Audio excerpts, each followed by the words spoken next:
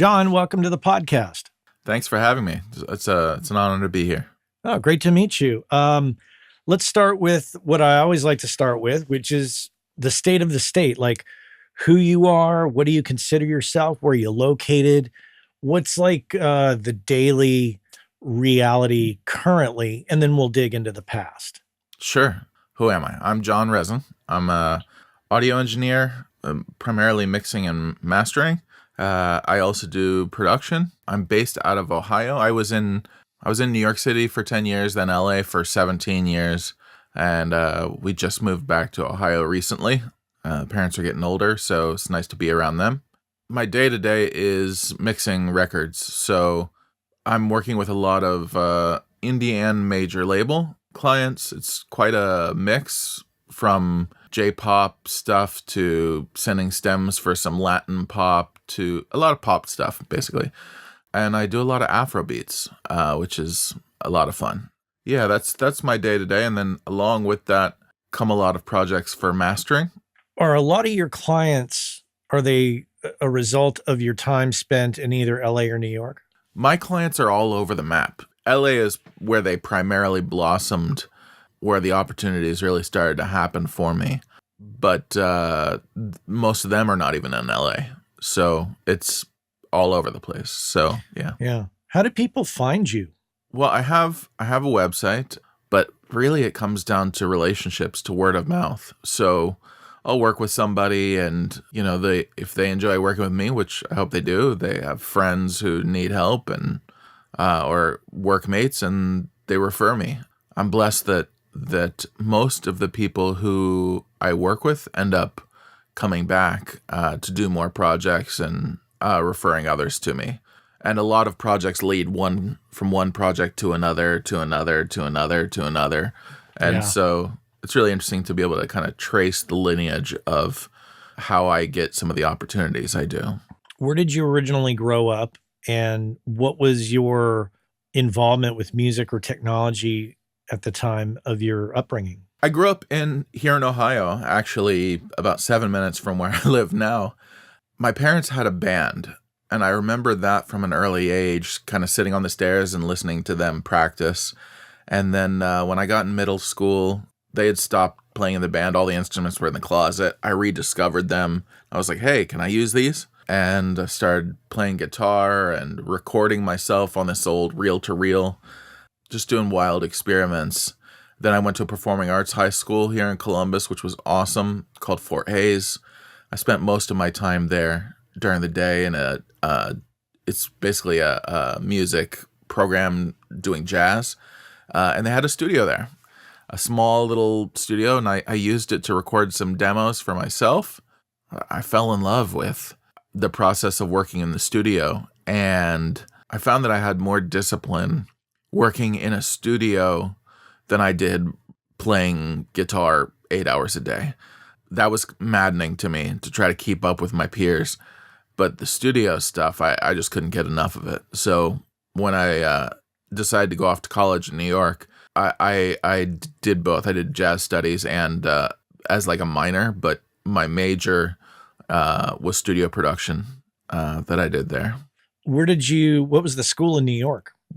City College of New York, which I guess is a very prestigious school.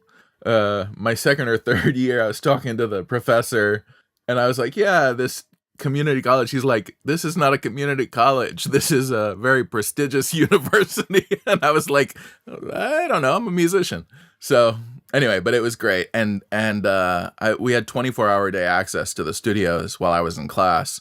So I would bring clients in to the studio and use the studio for work. It was a really great experience. And then I was working full-time in studios at the same time that I was going to college. So I'd come back into class with questions from the real world. Hey, I ran into this issue. How do I deal with that?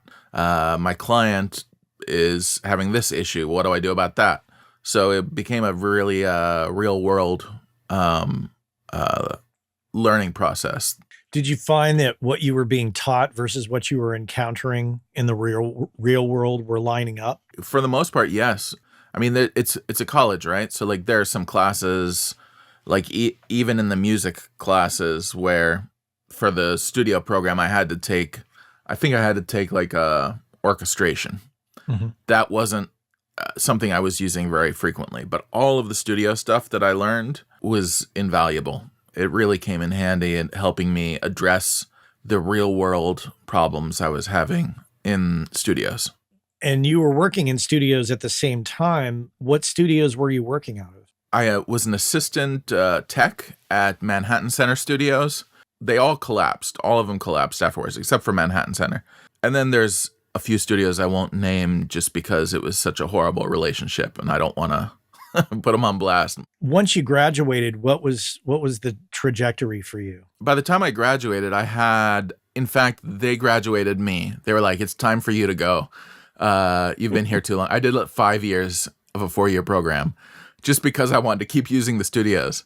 They graduated me, but I had enough clients that it wasn't an issue. And fortunately, I was able to just continue work. So I had a small apartment in the Bronx at that time, and I had clients come by, and we would just work there. So my apartment was set up as a studio, and the upstairs neighbors, I'm sure, loved it. But that's what we did, and we worked there for a number of years until it was time for me to leave New York. And what was the cause of leaving New York? Well, I was in New York for 10 years, which is an amazing city, but the romance had worn off at about 3 years. So I was there for about 7 years longer than I was romantically involved with being in the city.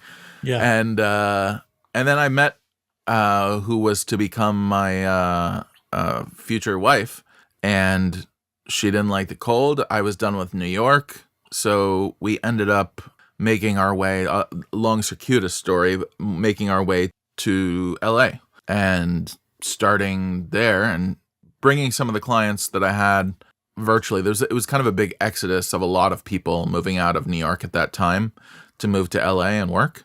I was sort of on I wouldn't say the front end, but nearer the beginning of that wave of people moving out. Yeah, then we got started in LA.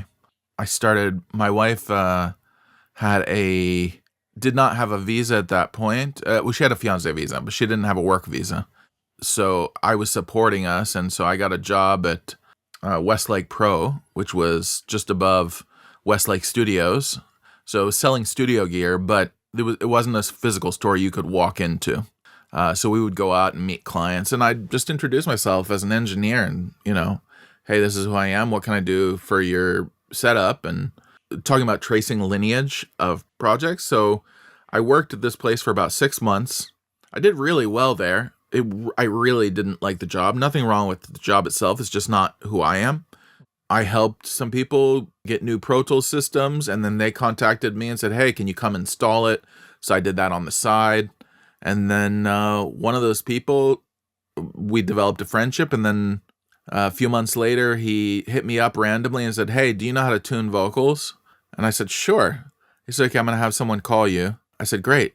And a few minutes later, I was driving, somebody called, I pulled over to the side, picked up, and that was when I started working on American Idol. They said, yeah, we're starting tomorrow morning at 7 a.m. And I was one of a team of 3 vocal engineers who got picked up to work with the talent for their studio albums. And it's the luck of the draw. You never know which relationships that you are developing or that you fail at developing are the ones that are going to catapult you to the next level. And it opened up a great door of opportunity for me. So I ended up working on American Idol for 7 seasons or something, doing vocal production and vocal tuning for a team of vocal tuners.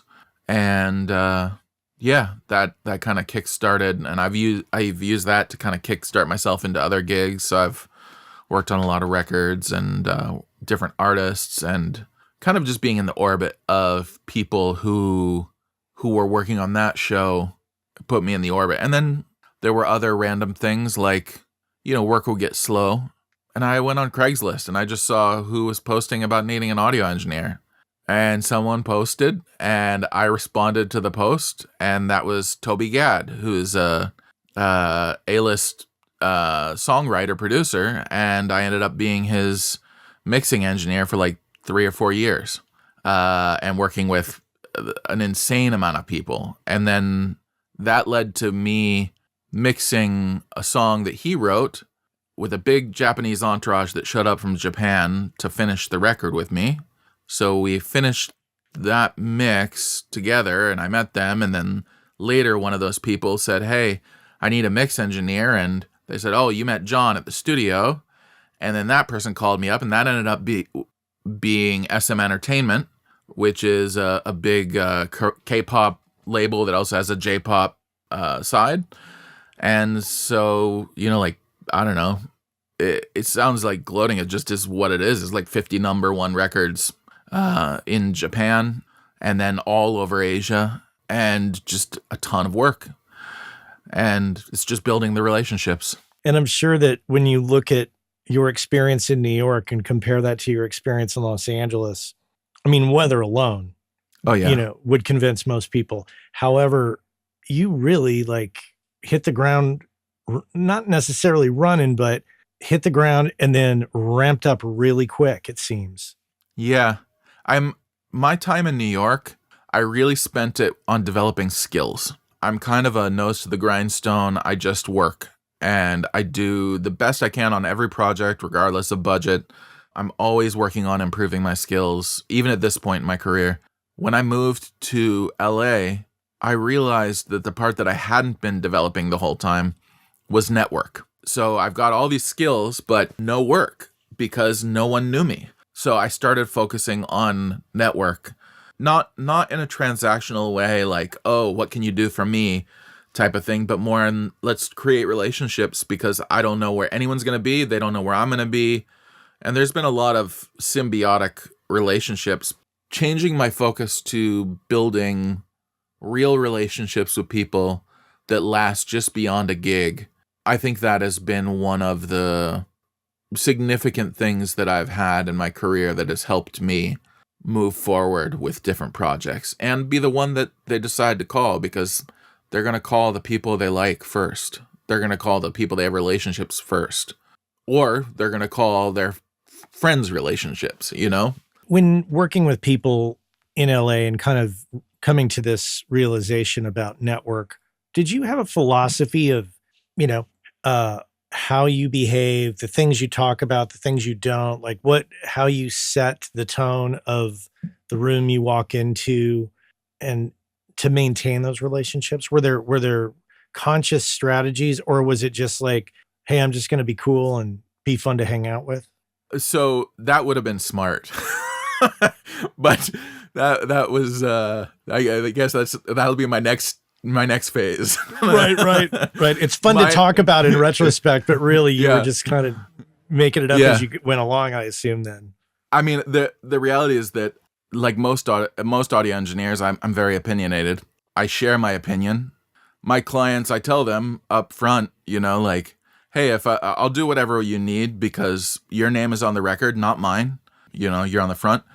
But if you ever hear me tell you that I'm happy to ruin your record for you, just know we've reached that point where I'm really disagreeing with decisions. But no, I didn't have any conscious strategy. I just tried not to offend people. I tried to find ways to just build friendships, and I think there's this earnestness and sincerity mixed with like sarcasm and some people would say know-it-allness, but it's really just more like confidence. But I'm happy to change my opinions about things as long as I get better information. But nothing was intentional in terms of, okay, I'm only going to talk about this, that. Yeah, I didn't do any of that. Okay. Unfortunately.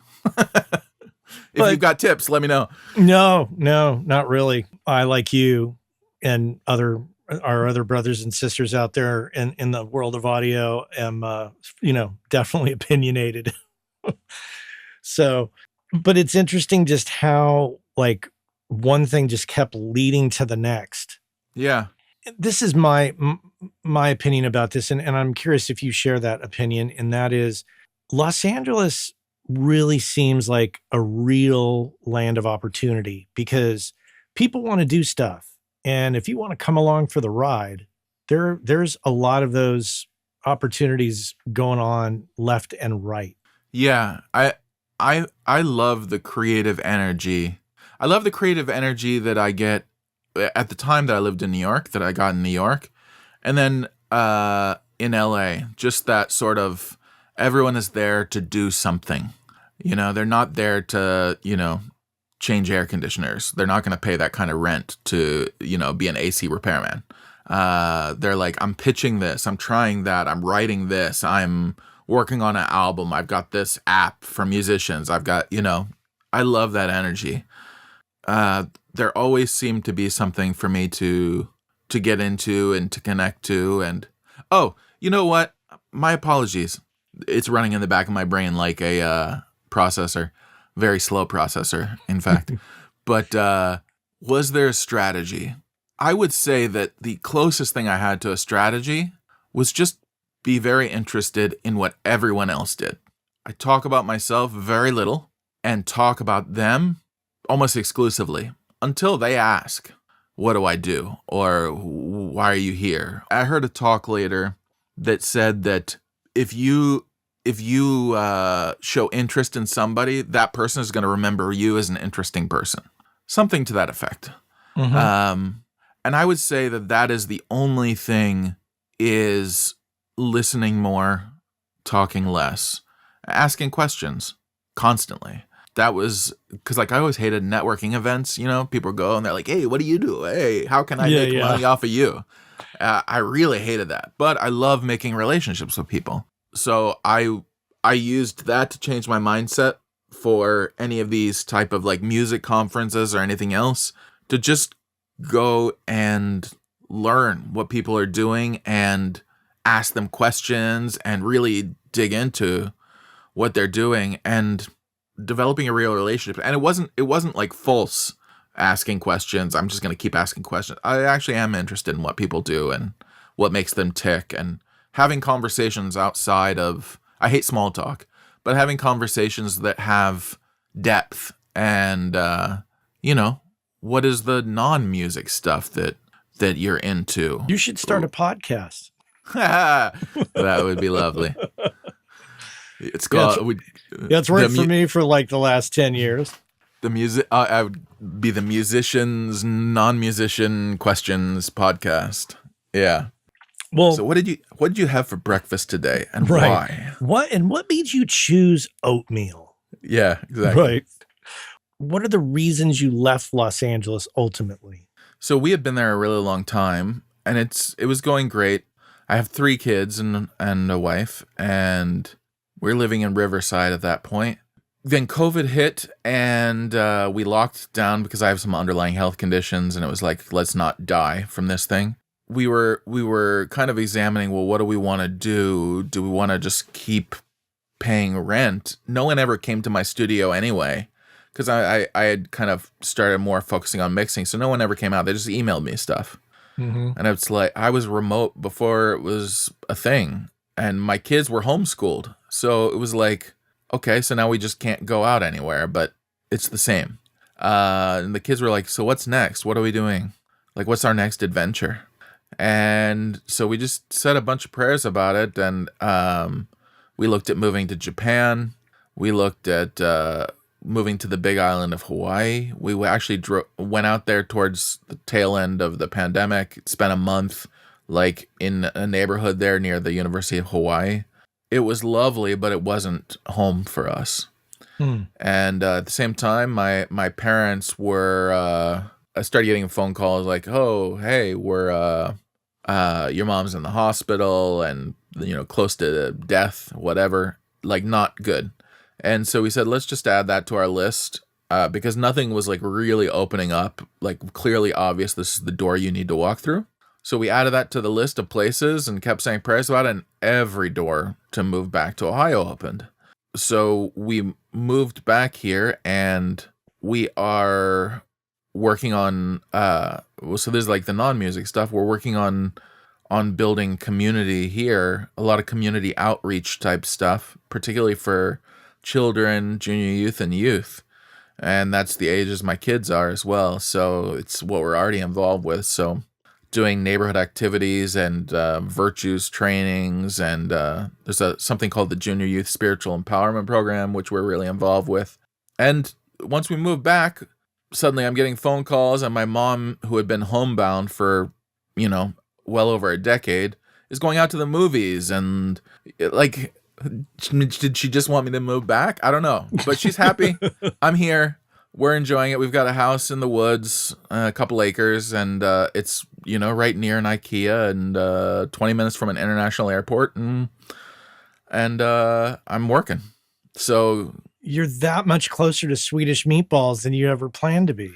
correct. Exactly. And apparently they have really good vegan meatballs there too. Like they call them They veggie do. balls. Yeah, I've had them. They're actually very good. Yeah, I never would want something like that, and yet they are delicious because one of my friends is vegan. So Yeah. Yeah. Welcome to Working Class Audio, where we're focusing on IKEA vegan Swedish meatballs. I think you've got the what do they call it, stinger, right for the beginning of the video. Oh, I think that's it right there. I think that's the major talking point. It is. Well, so that's interesting. It's interesting to me to hear that your kids were like, what's the next adventure? Where are we going? As opposed to, oh, we don't want to move back to Ohio. We're city kids or whatever. So was it difficult or moving back? Were there any concerns about career moving back? There was a nagging thing in me, and I think it's probably something that most audio engineers, because we work in an industry that is filled with rejection, constant rejection. And so there's this kind of nagging thing of, if I move back, have I failed? But I was working constantly. At this point, I'm lead mixer for the music production side of The Masked Singer. I've got a bunch of major projects. I'm still doing a ton of J-pop. So it's not that I'm out of work, but, we got a little bit of a blessing right before we moved, which is one of the records I worked on won a Grammy. So, and I was, by name, I got a Grammy. So it was kind of a nice little parting gift from LA, like, hey, don't worry, you actually are decent at what you do. Well, and not only that, but I mean, you seized opportunities that were presented to you. People would call, you answered the call, you showed up, you did the work. Yeah. And I put every project first. I want to make everything as good as it can be, and I want to make sure that I exceed the expectations of whoever I'm working with. If somebody sends me something and it sounds amateur, I want it to sound super professional when it leaves me. I mean, like, people send me stuff for mixing. I'm doing drum replacement. I'm doing vocal alignment. Sometimes I'm changing piano sounds. I'm basically doing whatever it takes to make the record sound amazing. Mm-hmm. And sometimes it doesn't. But I did my utmost. And I guess people like it. Now you're in Ohio. You're working primarily out of your home, right? Like the rest of us. And work is coming in. People continue to find you, and those projects that you did in the past are, of course, a part of you now. And The Masked Singer. So how did you get involved with that was this after you got to Ohio? No, it was before. So I was in LA still, and all right. So I remember when I told you about those. We're gonna do a little bit of lineage. This is always so fun. I love to reflect on how I get to the place that I'm getting to. Yeah, but go for it. So I mentioned the Japanese folks and all the records I did with them. One of the songs I worked on was on this Japanese girl's record, and I listened to some of the other songs on it, and they were really good, and it was by this other producer. And I just said, you know what? All these people on Instagram, let me just hit people up. Not be like, how do I get to people? Let me just hit them up on Instagram. Anyway, this producer, I hit him up and I'm like, yo, you did really good on this, man. Well done. And he responded, "Oh, I love your work too." And I was like, "Why don't we get together?" He said, "Yeah, come on over." And we got together. I went over to his place and he played me songs. And everything he played me was amazing. Like, not like, oh, this is kind of good, but like unbelievable. His name is Ariza. He's based out of LA. He's Colombian. Amazing, amazing talent. I worked with him for many years, and he had a friend hit him up about, oh, I need an engineer. So he referred me to this guy, Miguel, who is the music director for The Masked Singer. But the project I did for him was just like this one-off little song. I think it was a theme song for a TV show.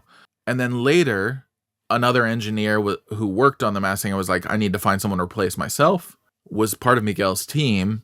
I applied for the gig, but Miguel already knew me. So we had basically a consultation. It's like, do you want to do this? And it was like, yeah, let's go ahead and do it. And so I started doing all the, I was the lead mixer for the team. We do so many songs that we have a whole team of mixers. I couldn't do it by myself. Miguel Gandelman is the music director for the show. So we did all the music that the contestants perform to. So they say we want to do a Lady Gaga song. They have producers. They produce it. They send it to the mix team. We mix it. They perform to it. They're judged on the TV show.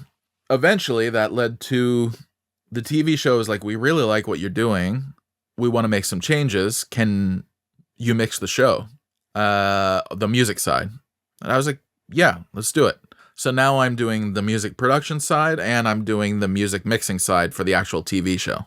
And yeah, so that's, we moved to Ohio just after one of the seasons had finished. Mm-hmm. But, that's a lovely little gig to have. I say little, but it's a beast, but it's beautiful. So there's music that you're mixing that is meant to be, played back and in for somebody to sing over, right? Yeah. And then the music for the show you're not mixing the show. Like, are you mixing it? Obviously you're mixing it remotely, but I guess I'm unclear about the music for the show. Where is that? What role does that play? So we mix the songs. The team produces, we mix, right, send it to them. They perform. Then it becomes post-production. So then the live vocal is sent to me, and I take the live vocal and mix it in with what we had previously done, and mix that and send it to the show mixer, who takes my music mixes and mixes in with dialogue and all the other stuff that's happening. But the music that you hear on the show is what I'm mixing. Oh, okay. Got it. I wasn't clear about the way the production was put together. It's a little bit confusing. It was confusing for me to try, because everyone's like, oh yeah, this is a producer on the show. And I'm like, what does that mean? Because I know what a producer is in music. I don't know what it is. Oh, this is an executive producer. Oh, you're the one guy. No, there's many executive producers. Like it's a very weird world, and I just fly by the seat of my pants, learn to develop skills quickly and try not to screw things up. Does anybody know, or are they aware that you're in Ohio on these LA-based things? Okay, so when I first moved out here, I didn't tell anybody. Yeah.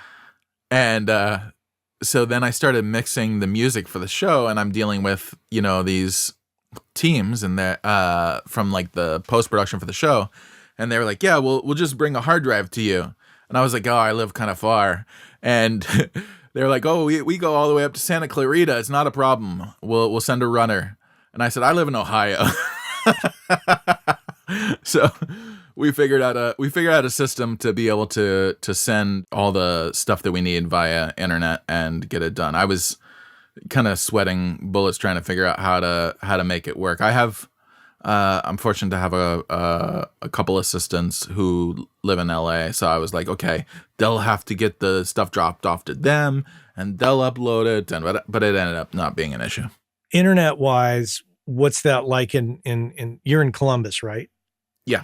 What's the internet infrastructure like there? It seems to be fine. They have, fiber and other things. Where we live, It's just slightly slower than gig speed internet. So yeah, it works, gets the job done, and it hasn't really been an issue. Are they pretty light on mix revisions and changes? No, it's pretty intense, but TV is very detailed, and so they'll send back revisions that are like time code locked. They'll be like at 01, 03, 010, what, and 72 frames. There's a sound, or can you turn this up? So they can get very specific. I'm fortunate that the mix revisions that they need are usually like something to help the show that I don't know in advance, versus like the mix is bad. So usually they're happy with the mix, but they just need to adjust some things for the show. And are you mixing your audio to video? Yes. Okay. Yes, I am. And is it a complicated setup, or is it just basically video inside of Pro Tools spit out to another monitor? Yeah, that's exactly it. Once people figured out you were in Ohio, clearly not a problem for them. Apparently not. I think the pandemic, for as terrifically terrible as it was for a lot of reasons, it kind of catapulted people forward at least a decade in terms of remote collaboration. Ariza, who I was working with at the time, that producer, he was, he has to work with people, but he couldn't and I was like, you should really do it on Zoom. And he's like, I don't want to do that. And then he started doing it. And now it's his primary way of like collaborating with people all over the place. It's really amazing to watch people kind of embrace this technology that would have felt really foreign before. So yeah, Ohio doesn't matter. If I needed to fly out to LA for some reason, I would. I fly out there for the trade shows and stuff, and to have meetings and for different stuff, but no one really cares. But I will say, I add the caveat that it is because I'm a mixer and a mastering engineer. No one cares.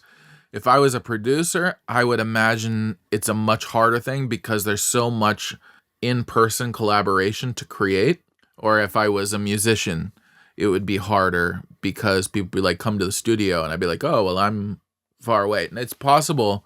Like, I do a lot of remote collaboration when I'm producing stuff with people all over the world, but I can see that it's not as easy as it is for us people who are mixers or mastering engineers. And you're at a great advantage because your cost of living is so much lower in Ohio. Yeah, everything has gone up everywhere, but I would say that there are some advantages to being in Ohio. Like, my biggest cost is actually not money, it's time. And the fact that if I have to deal with some bureaucratic government, Department of Motor Vehicles, I don't have to spend an hour and a half in traffic, get there and spend 3 hours in a queue, I was just in Europe. So in a line, I don't have to do that. Here it's like 20 minutes, 30 minutes in and out.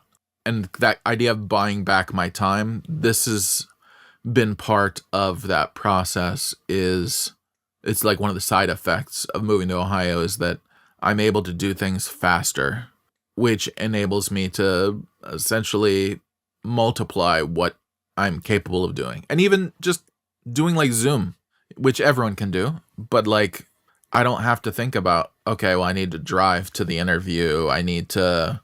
It's like, okay, work, click. Hey, how you doing?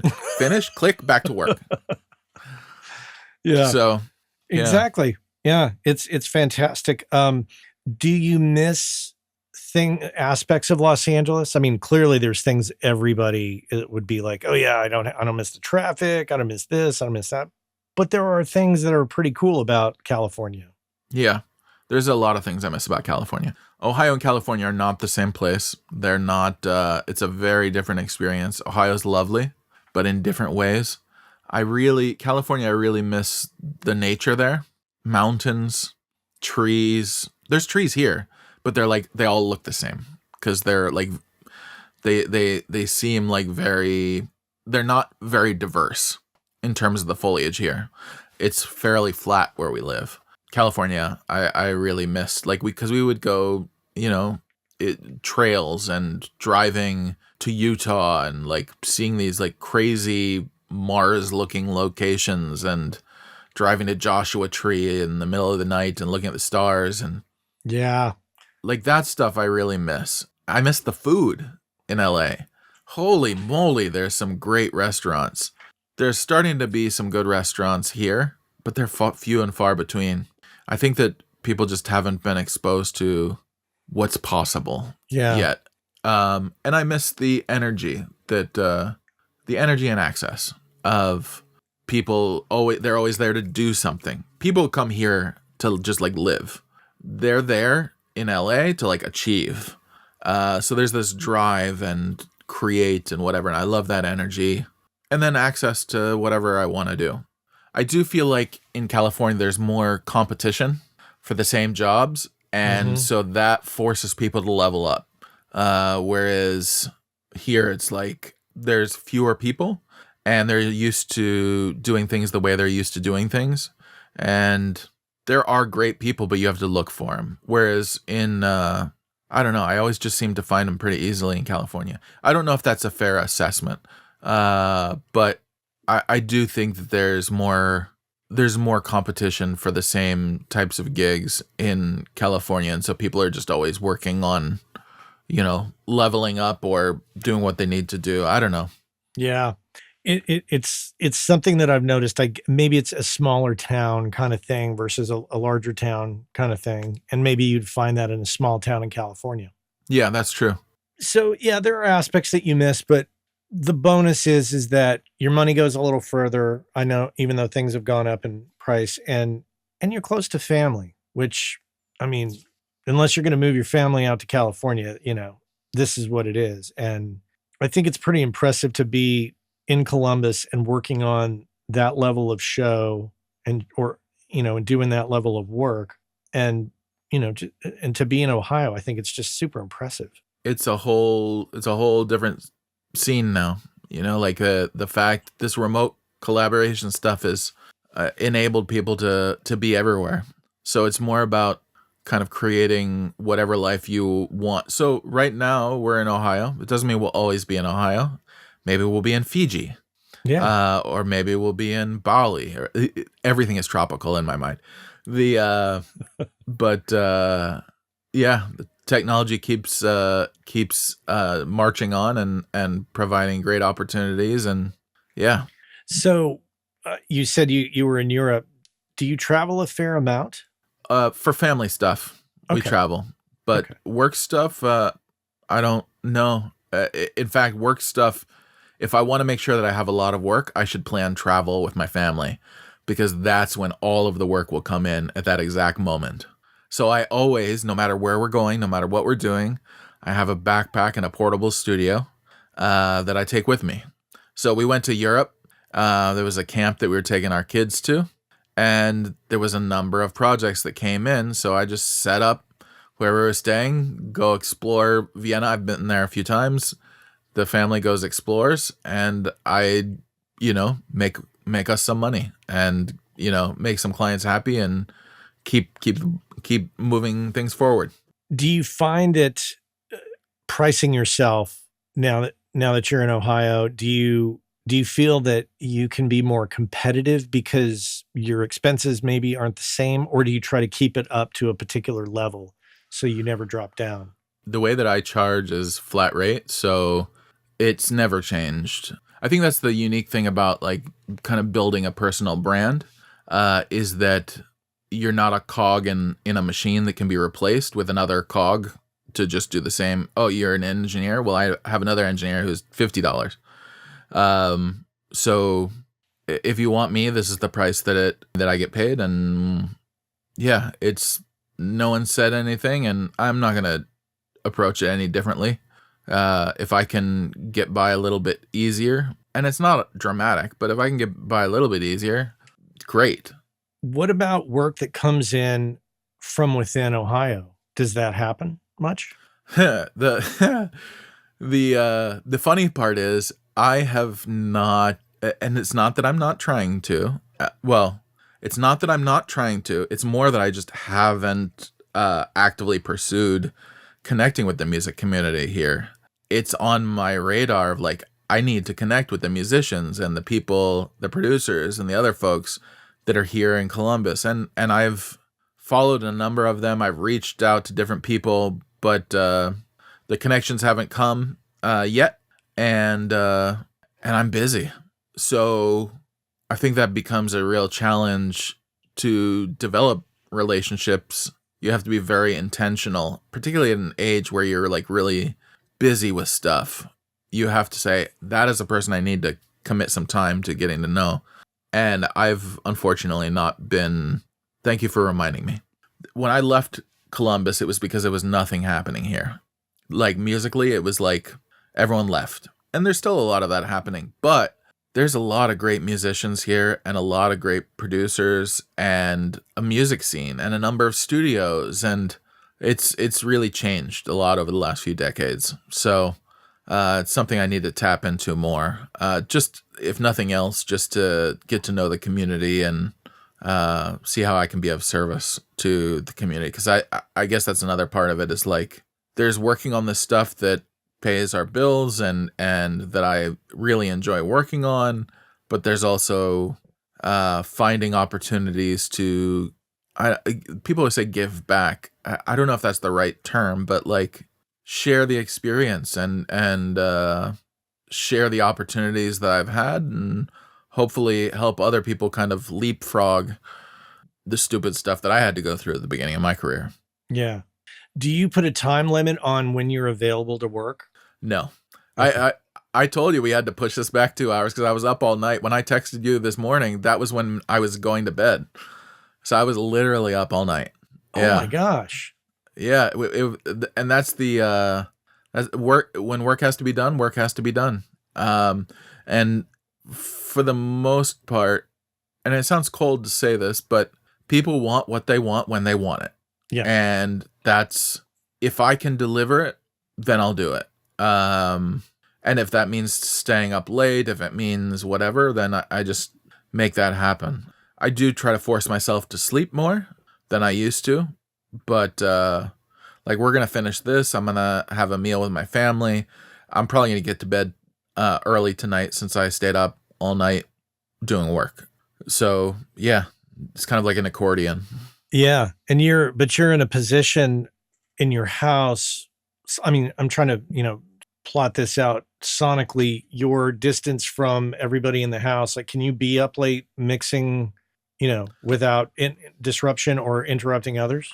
So because I'm mixing, I don't have to worry about sound coming in necessarily as long as I can block it out in my brain. It's not going to affect what I'm doing. Right. Sound going out, my best piece of advice, if you want to have a wife and children, make noise the entire time, right from the very beginning, so that they get desensitized to it. So our infant children were like, they heard so much music all the time that it didn't bother them. Now that they're, junior youth age, it doesn't bother them. But I am a little bit removed, but I'm sure they can still hear me a bit. Completely a different topic from that. When it comes, regarding money and being an audio professional, do you have a philosophy about, are you a saver? Are you a spender? You have 3 kids and a wife. So I'm sure that there's a certain amount of discipline that exists, but is it a work in progress or are you pretty strict about how things go? I'm constantly learning. So the money part is, I only realized it like 2 or 3 years ago that if you are not taking what money you have as savings and either investing it or finding some way to make it grow, you're actually losing money every day.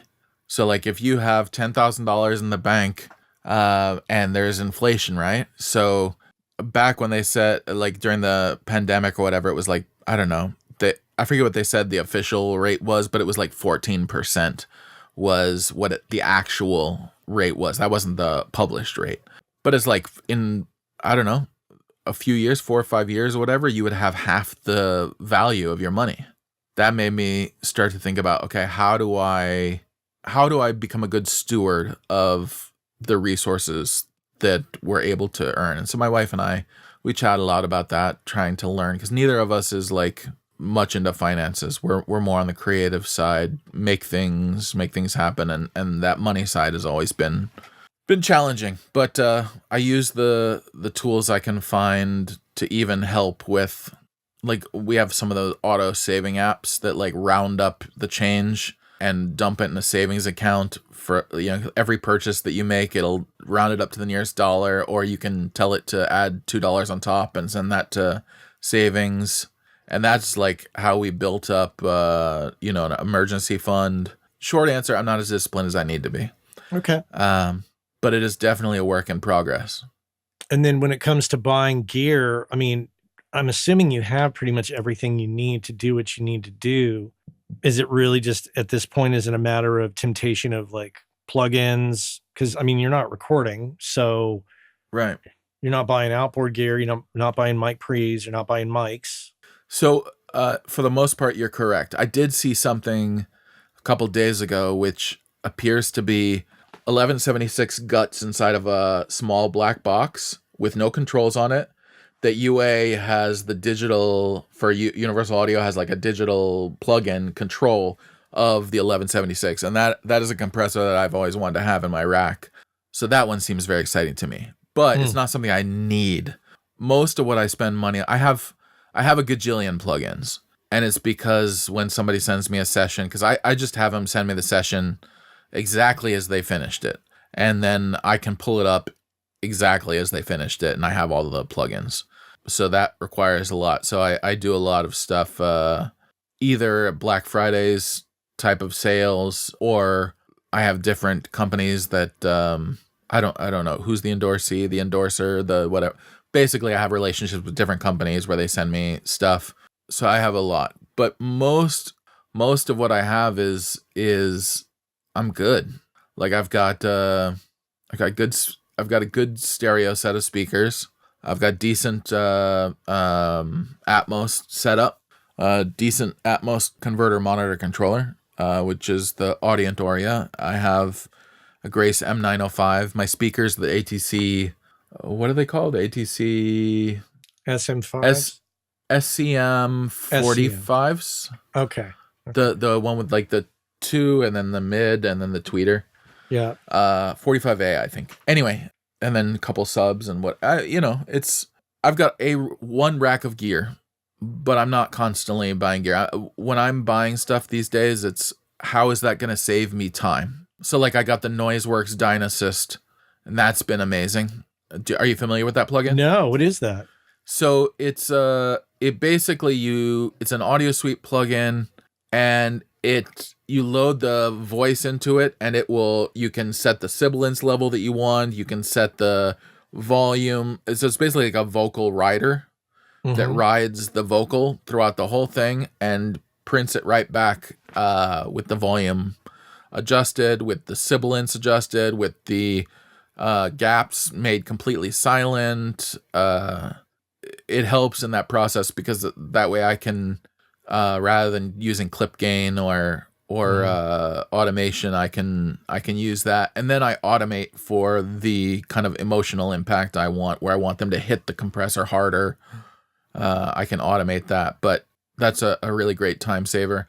And then another one we just got, I actually ended up getting this for the whole team because it's a great time saver, is called Fast Bounce. Are you familiar with that? No, is that kind of like Andrew Sheps's Bounce Factory? Kind of, except for it's an external app. You can load all of the sessions you want. It's very easy to set up what bounces you want to happen. You can load many sessions at once. Like you load it, set the settings, put the next one, load the settings, you close them down, and then before you go to bed at night, you just hit go, and it opens the sessions, prints all the stems however you told it to, closes, goes to the next session, and it works very fast. Yeah, I'm not exactly sure how it goes as fast as it does, but it's great, and it makes it really easy to print stems and do all that silly post work that we need to do for clients. So it So I have an assistant who has printed stems for me for a long time, but now he's a big producer in Greece. So he's hearing it now that that's one of the reasons I haven't been sending him as many things to print.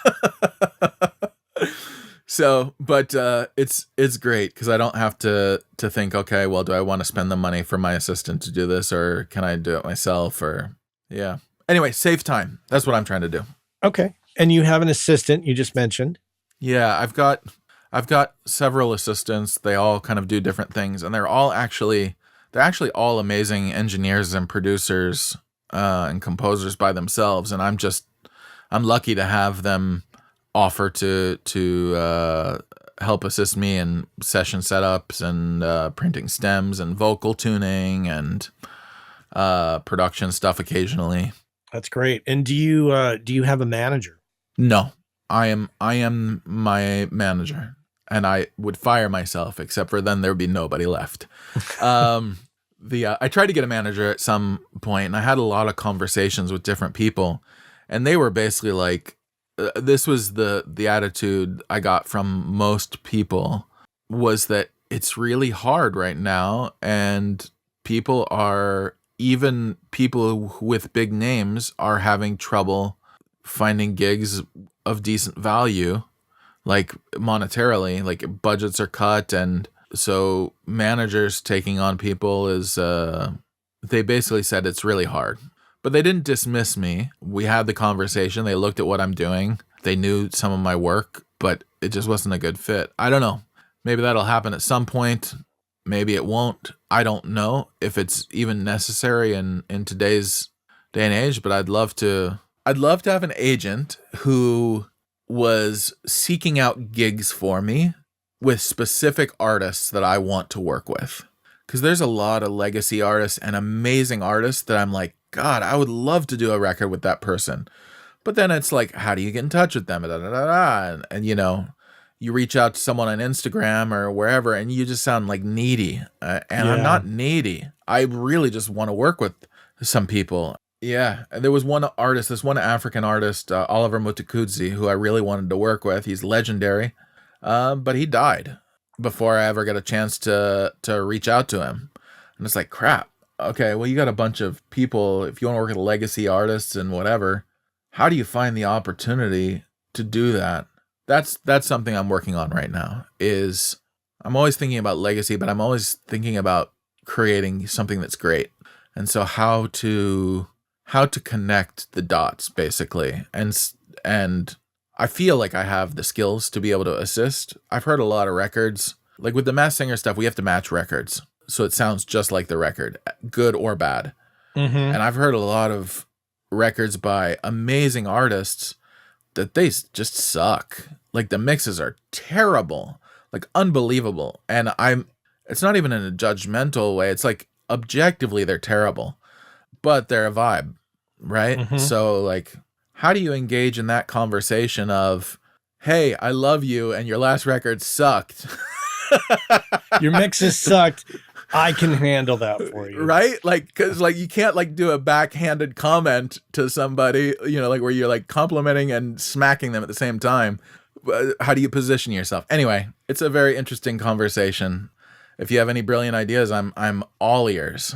No, I certainly don't have the answers, especially when, you know, reaching out to artists, because also some artists get sticker shock when you give them, you know, yeah, well, what do you charge? Well, I charge this much to do, you know, this, and that. And then it's like, whoa, I got a guy in Uruguay that can, you know, do this for like $75 a song. And you're like, okay. Yeah.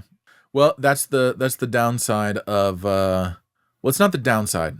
I think it's the reality of this remote collaboration becoming possible is people now can look everywhere to find the best talent. And they will find the best talent within their budget range wherever they need to. So I'm not inexpensive at all. I'm expensive, but I know that. But I think that's where like the personal brand really is necessary. Like I mentioned that whole cog in the wheel part, because yeah, there's always somebody cheaper. But if you love what I do, I'm the one who does what I do. Exactly.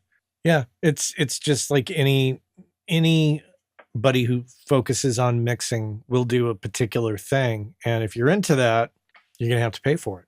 Yeah. Yeah. So I'm fortunate to be able to enjoy this journey, and until, AI puts us all out of work, we keep going. Yeah. Yeah, give me a mix in the spirit of Jon Rezin. Yeah, exactly. Exactly. I want to find that so I can So you can my you can sit it'll, back more. it'll be my abilities will be multiplied. But it's funny. Spike Stent, who Mhm. is an outstanding mixer. I mean, like, I don't know any mixer who is like, he's not ridiculous. They look at him as he's just amazing. But he created something I saw him announce called Spike AI, Yeah. and the immediate reaction to it wasn't like good job. It was like, wow, F you. Yeah. I And saw that. I saw everybody's reaction. They were just like, of all the people, why would you, like, not you too? yeah, but I mean, Jesse Ray Ernster, he had a really good take on it, which is, it's just a tool. I mean, like, people are using CLA plugins because it has CLA's name on it, and it saves them time. Mhm. So it gets back down to, like, well, what is your creative taste? And it just becomes a tool to help you. Your records aren't going to sound like Spike Stent, but it's going to save you time. I've never used it, so I don't know all of what it can or cannot do. But I'm imagining it'll just be another tool in the arsenal. Like, oh, I want these drums to hit like Spike, so let me do Spike AI on these drums. I don't know how it works, but Yeah. just like people use, CLA or anyone else, we are very much in the using tools that emulate what people are already doing. Like, people stopped, like, people who come out with an 1176 clone, or a or a LA2A clone, or the plugins, like, that's passe. Everyone has done that. So now it's like, how do I take your workflow and make that into a plugin? And now we're adding AI into it where it can really adapt. But, like, Isotope has been doing that for a long time. They have like a mastering button on their Ozone, where it Mhm. listens and kind of compares and uses machine learning to kind of. Everyone's saying AI these days, but I don't think there's actually any AI involved in that, because it's just machine learning. But it's just the reality of where things are going, and building a personal brand, having great taste, and having people who are willing to pay for that taste is the key. And then you just use whatever tools are available that can save you some time. Well, this has been fantastic to chat with you and hear your perspective. I think we're in agreement on a lot of things, and but it's just good to hear your thoughts on it. As usual, audience, in the show notes, there'll be the relevant things that you would expect to be in the show notes. Those will be there. Anything John sends me, I'll put in there. And I guess that's about it. So, John, thank you so much for making time for me. I'm glad that we could figure this out today and that you got some sleep. Yeah, no, me too. I was a zombie earlier, so I'm so glad that we were able to push it back just a hair, so I could Yeah. be awake and present for this. And thank you so much for reaching out and inviting me to be a part of this show. I've seen a number of the episodes, and you've got a lot of heavyweights on this show, man. You're really creating a great resource for people coming up in the industry. So congrats on that. Well, thank you. Thank you. I hope they continue to enjoy it. All right. Well, you take care and we'll talk again. All right, awesome. Thanks, Matt. All right. See ya.